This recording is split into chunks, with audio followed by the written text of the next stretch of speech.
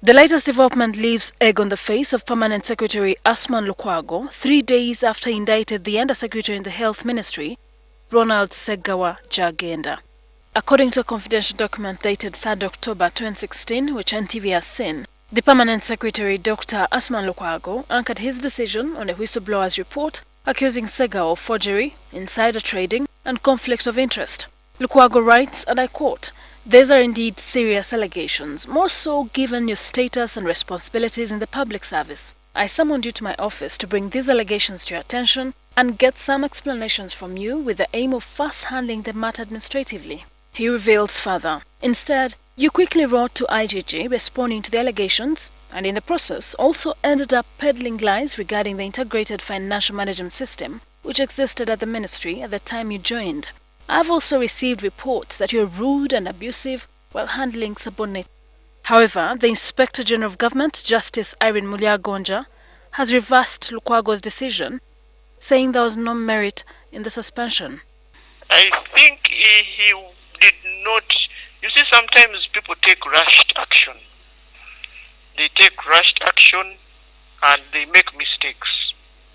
I think the PS made a mistake in that he did not wait for us to either tell him to interdict or to establish whether these facts were really correct or to even listen to the officer before interdicting him.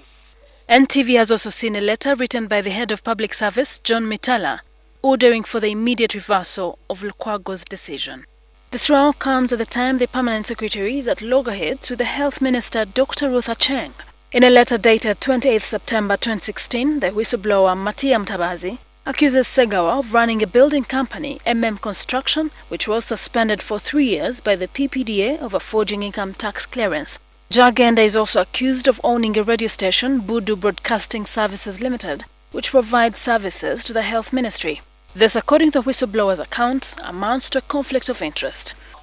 First of all, we received a response from Mr. Gyagenda Segawa explaining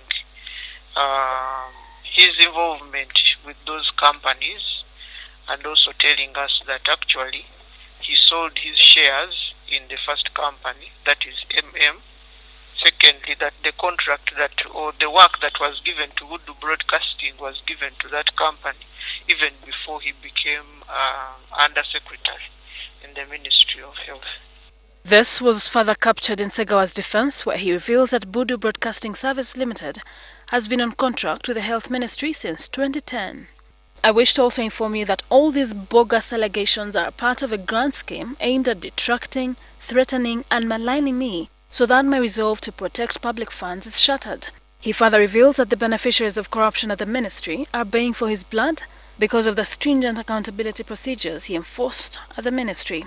Lukwago's letter, copied to the IGG, the Chairperson Public Service Commission, and the Head of Public Services, amongst others, has been ordered to prepare a comprehensive handover report in accordance with the Uganda Public Service Standing Orders.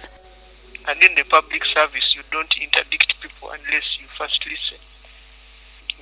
You have to know what you are interdicting for. But if you go on a wild goose chase and just interdict people for nothing, you can be embarrassed for it. Shirandu today, NTV.